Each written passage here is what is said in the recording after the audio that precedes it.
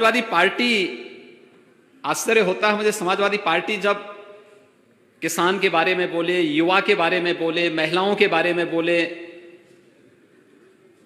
तो मुझे आश्चर्य होता है। प्रदेश के अंदर हम लोगों ने एंटी भू माफिया टास्क फोर्स बनाया हुआ है। 67,000 हेक्टेयर से अधिक लैंड हम लोगों ने इन भू माफियाओं के कब्जों से मुक्त कराई है। ये ज्यादातर जमीनें सत्ता में रहने के दौरान इन लोगों ने जबरन किसानों की ही दबाई थी या सार्वजनिक जमीनों को कब्जा किया था, जिन्हें आज कब्जों से मुक्त करा करके कहीं डिफेंस कॉरिडोर में उसका उपयोग किया जा रहा है, कहीं प्रदेश में नए निवेश को आमंत्रित करने के लिए इन कार्यों को किया जा रहा है, और कहीं पर किसानों के हितों के लिए निराश्रित गोवंश आश्रय स्थल भी उन्हीं भूमि पर बनाने का काम हो रहा है, जिसमें 6 लाख से अधिक गोवंश के संरक्षण का कार्य वर्तमान में प्रदेश सरकार कर रही है। अन्नदाता किसान के लिए एमएसपी की जो बात की जा रही है, एमएसपी वास्तव में प्रधानमंत्री मोदी जी ने दिया है देश के किसानों को, और प्रदेश के अंदर प्रोक्यूरमेंट की पॉलिसी हमारी सरकार 2017 में लेकर के आई है। नहीं तो 2003 से लेकर के 2017 के बीच में आप देखेंगे 3 लाख, 5 लाख, 6 लाख कुंटल तक ही प्रोक्यूरमेंट होता था।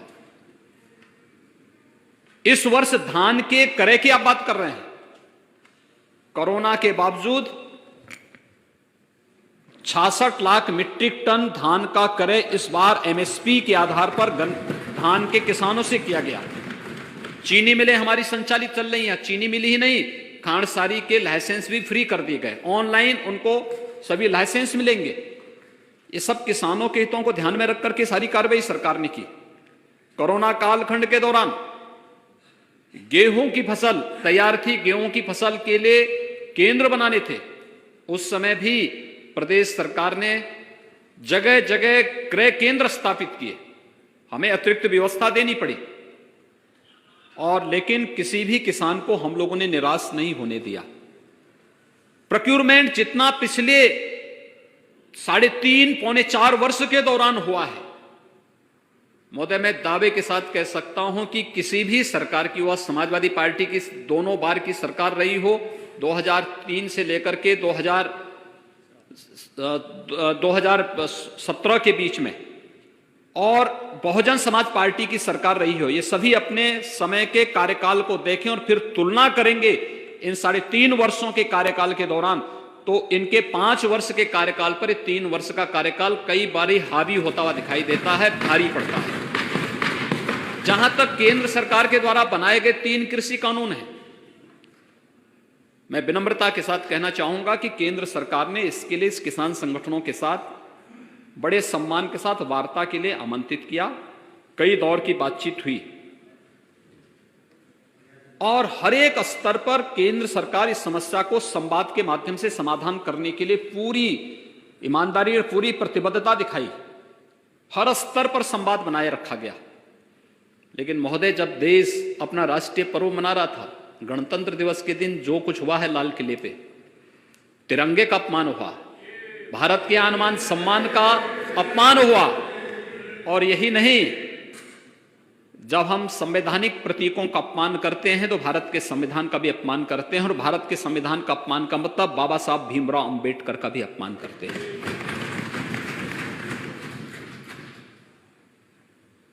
कौन वे लोग हैं जो इस आंदोलन की आड़ में आकर के भारत की छवि को देश के अंदर भी और दुनिया के अंदर भी खराब करने का प्रयास कर रहे हैं? क्या ये साजिश नहीं? जब भारत दुनिया के अंदर अपनी एक धमक के साथ आगे बढ़ रहा है,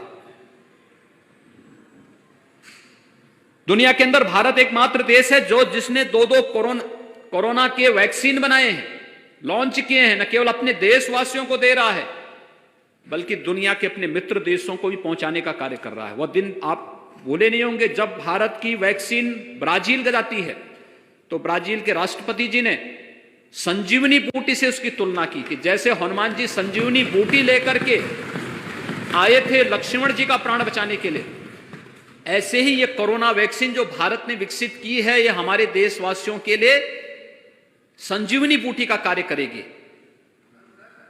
जब ये देश और यानी दुनिया के अंदर अपनी इस धमक को बना रहा है, जब दुनिया के अंदर भारत की एक नई पहचान बन रही है, और जब दुनिया का सबसे ज्यादा निवेश भारत के अंदर आ रहा है, और सबसे अच्छे निवेश के गंतव्य के रूप में भारत एक नई धमक के साथ दुनिया के अंदर जा रहा है, दुनिया में अपनी एक नई पहचान बना रहा है, तब भारत की छवि को धूमिल करने के लिए कुत्सित प्रयास किस रूप में हो रहे हैं, ये किसी से छुपा हुआ नहीं है।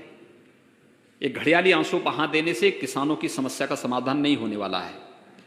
किसान के लिए प्रधानमंत्री फसल बीमा योजना हो, प्रधानमंत्री कृषि सिंचाई की योजना हो, सॉयल हेल्थ कार्ड की योजना हो, या फिर एमएसपी लागत का 1.5 गुना दाम, स्वामीनाथन कमेटी की रिपोर्ट के अनुसार अगर ये 2018 में 24 जींस का किसी ने घोषित किया तो प्रधानमंत्री मोदी जी ने किया है। मैं उनका अभिनंदन करता हूं, और पूरे सदन को, पूरे देश को प्रधानमंत्री मोदी जी का अभिनंदन करना चाहिए।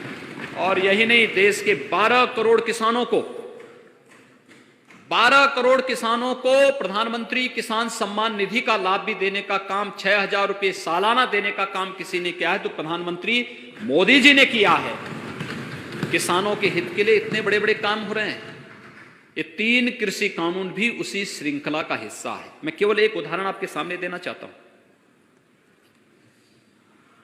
उसमें से एक कानून है मंडी से संबंधित, एपीएमसी एक्ट। ये मंडी की बाध्यता को समाप्त करता है। मैं किसान हूं, अगर मेरी मर्जी आएगी मैं मंडी समिति में जाऊंगा, और मेरी मर्जी आती है कि मैं मंडी में नहीं जाना चाहता तो कहीं भी मैं अपनी उपज को बेच सकता, अपने खेत में, अपने खलिहान में, या फिर मुझे लगता है कि यूपी में अच्छा दाम नहीं मिल रहा है, मुझे यूपी के बाहर अच्छा दाम मिलेगा, मैं लेके जाऊंगा, मेरी उपज पर कोई टैक्स नहीं लगेगा। ये गारंटी देश के किसानों को ये कानून देता है। लेकिन जो बीच के दलाल हैं उनको बुरा लग रहा है। ये लाभ किसान को क्यों मिलेगा, ये लाभ किसान को क्यों देने का प्रयास हो रहा है। एक छोटा सा उदाहरण मैं देता हूं। अभी 1.5 महीने पहले मेरे पास उद्यान विभाग ने एक कार्यक्रम के लिए मुझसे अनुरोध किया कि एक स्ट्रॉबेरी फेस्टिवल है झांसी में, इसका उद्घाटन करना है। महोदय, स्ट्रॉबेरी फेस्टिवल का उद्घाटन, मैं वहां पर प्रदेश के अंदर चल रहे इस आंदोलन के कारण मैं वहां फिजिकली उपस्थित नहीं हो पाया, तो मैंने उनसे आग्रह किया कि मैं वर्चुअली इसका उद्घाटन कर लूंगा। उन्होंने कहा हाँ, हम चाहते हैं केवल आप उद्घाटन कर लें। तो मैंने वर्चुअली उद्घाटन किया। बुंदेलखंड में स्ट्रॉबेरी का उत्पादन, एक नया प्रयोग, एक नया अनुभव। आदरणीय प्रधानमंत्री जी ने अपने मन की बात में उसकी चर्चा भी की। मैंने उस परिवार को बुलाया। झांसी में एक चावला सिख परिवार की एक युवती ने पहले घर की छत के ऊपर स्ट्रॉबेरी का उत्पादन शुरू किया, और बाद में 1.5 एकड़ खेती में उन्होंने स्ट्रॉबेरी की खेती प्रारंभ की। एक सामान्य किसान जब अपने 1.5 एकड़ खेती में धान या गेहूं की फसल पैदा करता है तो साल में उसको मुश्किल से दोनों फसलों को मिलाकर के हम देखेंगे तो कुल उसका लाभ मुश्किल से 30 से 40 हजार रुपए का ही लाभ वो कमा सकता है, इससे ज्यादा नहीं कमा सकता। और 1.5 एकड़ की खेती में इस परिवार ने 4 महीने के अंदर कितना मुनाफा कमाया? 36 लाख का। 36 लाख का। महोदय, यही 36 लाख प्रधानमंत्री मोदी जी हर किसान के जेब में डलवाना चाहते हैं कि जैसा लाभ स्ट्रॉबेरी खेती के माध्यम से एक किसान झांसी के अंदर लाभांश पैदा कर सकता। और वो स्ट्रॉबेरी कहां जा रहा है? कुछ यूपी के मार्केट में, कुछ दिल्ली के मार्केट में, कोई टैक्स नहीं। ये इस कानून ने उस किसान को एक सुरक्षा दी, एक संरक्षण दिया है। और यही बुरा लग रहा है हमारे विपक्ष के मित्रों को जो वॉकआउट करके भाग करके चले गए हैं, जिनको इससे कोई मतलब नहीं, क्योंकि कानून क्या है उनको भी स्वयं मालूम नहीं कानून क्या है, लेकिन बोलना है, विरोध में बोलना है, इसलिए विरोध में बोलेंगे। गन्ना किसानों को 1,23,000 करोड़ रुपए का गन्ना मूल्य का भुगतान हुआ। इसकी चर्चा नहीं करेंगे। खांडसारी को लाइसेंस फ्री कर दिया गया, इसकी चर्चा नहीं करेंगे।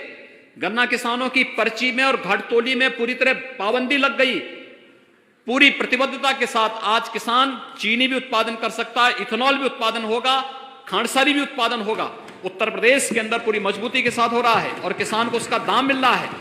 ये उनको बुरा लग रहा है, कैसे हो पा रहा है? क्योंकि पहले तो पर्ची में दलाली होती थी, इसके बाद खांडसारी उद्योग में लाइसेंस के नाम पर पैसे ऐंठे जाते थे, फिर चीनी मिलों में अपना खेल अलग से प्रारंभ होता था। आज जब ये सारी चीजें समाप्त हो गई हैं तो विपक्ष के कुछ मित्रों को स्वाभाविक रूप से, जो इस खेल में पहले से रमे हुए खिलाड़ी हैं, तो उनको कहां से अच्छा लगेगा? तो उनकी जो खींच है, उस खींच को कहीं ना कहीं तो उतारने का प्रयास करेंगे ही। दूसरा, महोदय, प्रधानमंत्री जी ने बार बार कहा एमएसपी जारी रहेगी। एमएसपी पे हम आज भी धान का क्रय कर रहे हैं। 28 फरवरी तक धान का क्रय हर उस केंद्र पे जो धान क्रय के लिए केंद्र खोले गए हैं उस सब पे धान क्रय लगातार चल रहा है, कहीं कोई समस्या नहीं। बृहद पैमाने पर धान का क्रय प्रदेश के अंदर हो रहा है। उत्तर प्रदेश में मैं कहता हूं जितना हम एक साल में क्रय कर रहे हैं, बहुजन समाजवादी पार्टी और समाजवादी पार्टी के 5-5 सालों का रिकॉर्ड आप देख लीजिए, जितना इन्होंने 5 साल में नहीं खरीदा, हमने एक साल में उतना धान किसानों से सीधे खरीदा है और एमएसपी उनके खाते में भेजा है, सीधे उनके खाते में एमएसपी भेजा है। तो एमएसपी का लाभ किसान को देने की गारंटी भी प्रधानमंत्री जी बार बार दे रहे हैं कि एमएसपी जारी रहेगी, किसान पे निर्भर करेगा। अगर एमएसपी से ज्यादा दाम किसान को मार्केट के बाहर अगर मिलता है तो किसान को स्वतंत्रता क्यों नहीं मिलनी चाहिए कि किसान अपनी उपज को सीधे बेचे और उसका मुनाफा कमाए। तीसरा, कॉन्ट्रैक्ट फार्मिंग की जो बात है, ये कॉन्ट्रैक्ट फार्मिंग ये म्यूचुअल अंडरस्टैंडिंग होती है और उसमें किसान के पक्ष में वह म्यूचुअल अंडरस्टैंडिंग होना है, किसी ऐसे व्यक्ति के पक्ष में नहीं। और इसके लिए तो अब एफपीओज बनाने की दिशा में भी प्रयास प्रारंभ हुए हैं। देश के अंदर 1000 नए एफपीओज गठन, 10,000 नए एफपीओज गठन के लिए भारत सरकार सहयोग कर रही है। प्रदेश के अंदर हमने इस प्रक्रिया को आगे बढ़ाना प्रारंभ किया है। हर विकास खंड में एक किसान उत्पादक संगठन बना करके किसान को अधिक से अधिक मुनाफा देने की कार्रवाई प्रारंभ हो रही है।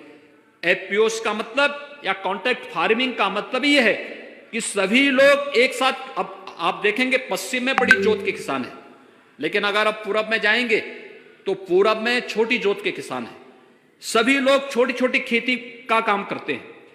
अगर इसी में कुछ किसान खेती के साथ जुड़े, कुछ फूड प्रोसेसिंग के साथ जुड़ जाएं, कुछ लोग किसी अन्य उसके साथ इथेनॉल के साथ जुड़ जाएं, कुछ लोग बायोफ्यूल के साथ जुड़ जाएं और उसी एक खेती को व्यवस्थित रूप से संचालित करके आगे बढ़ा दिया जाए, मैकेनाइज खेती उसमें प्रारंभ कर दी जाए, मुनाफा तो हर एक किसान की जितना रुपया होगा उसके अनुसार, जहां वह 10,000 रुपये कमा रहा है एक अपने खेत के छोटे से टुकड़े में साल में, अगर उसी में उसको 1 लाख रुपए या 5 लाख रुपए सालाना मिल जाए तो किसान के चेहरे पर खुशहाली लाने का प्रयास है और किसान की आमदनी को कई गुना बढ़ाने की प्रक्रिया के हिस्से हैं, जिससे उसके चेहरे पर खुशहाली आए। और अन्नदाता किसानों के हित के लिए बनाए गए कानून को देश के सभी प्रगतिशील किसानों ने उसका सम्मान किया है, स्वागत किया है। लेकिन उसके आड़ में देश में अराजकता पैदा करने का प्रयास कुत्सित निहित तत्वों के द्वारा करने का जो प्रयास हो रहा है, ये मुझे लगता है कि स्वीकार्य नहीं होना चाहिए और कोई भी स्वाभिमानी समाज इसको स्वीकार नहीं कर सकता है। हमें तथ्यों पर बात करनी चाहिए, तर्कपूर्ण तरीके से अपनी बात को रखनी चाहिए, गुमराह करके नहीं, अराजकता पैदा करके नहीं, तोड़फोड़ करके नहीं, भारत के संवैधानिक प्रतीकों का अपमान करके नहीं और कॉमन मैन के आवागमन को, सामान्य जन के आवागमन को बाधित करके ये सब कार्य नहीं हो सकते हैं। हमें समस्या का समाधान, अगर कहीं कोई कंफ्यूजन है, समाधान संवाद से होगा। लोकतंत्र संवाद की सबसे बड़ी ताकत है। ये लोकतंत्र की ताकत है संवाद। इसमें सहमति असहमति होगी, लेकिन सहमति और सहमति असहमति के बीच में समन्वय स्थापित करना, यही तो लोकतंत्र का काम है। और बार बार इस चीज के लिए केंद्र सरकार कह रही है। आदरणीय प्रधानमंत्री जी ने इस बात को भी कहा कि भाई तो विकल्प है, इस विकल्प पे आप विचार करिए। हर प्रकार के आश्वासन दिए गए हैं।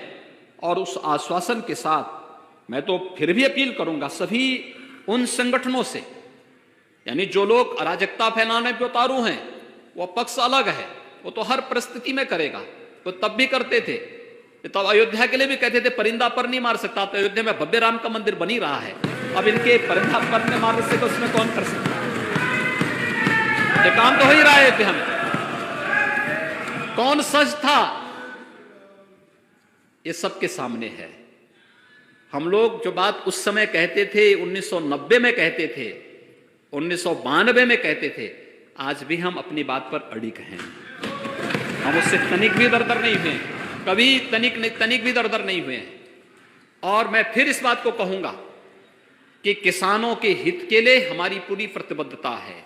अगर ये लोग प्रतिबद्ध होते तो बाण सागर परियोजना को समयबद्ध ढंग से काम पूरा क्यों नहीं कर पाए थे? जनता पार्टी की सरकार में स्वर्गीय मोरारजी देसाई जी ने उस योजना का शिलान्यास किया था। पूरा तो हमने किया 2018 में।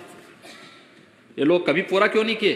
किसान के लिए उसको तकनीक चाहिए, उसको मार्केट चाहिए, उसको खेत के लिए पानी चाहिए, मनरेगा के माध्यम से, कन्वर्जेंस के माध्यम से उसको शासन का संबल चाहिए, हर स्तर पर उसको न्यूनतम समर्थन मूल्य की गारंटी मिलनी चाहिए।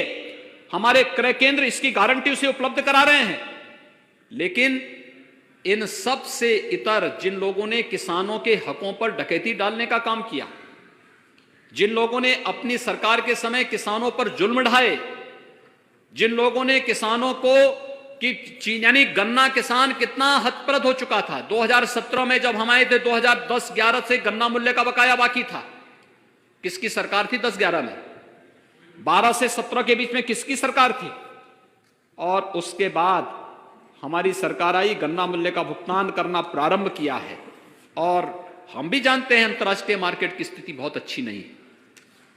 कोरोना के दौरान चीनी मिलें, जब महाराष्ट्र की आधी से अधिक चीनी मिलें बंद हो गई, कर्नाटक की चीनी मिलें बंद हो गई, तब भी उत्तर प्रदेश के अंदर गन्ना विभाग एक एक चीनी मिल के साथ खड़ा होकर के चीनी मिलों को चला रहा था और इस बात की गारंटी दे रहा था।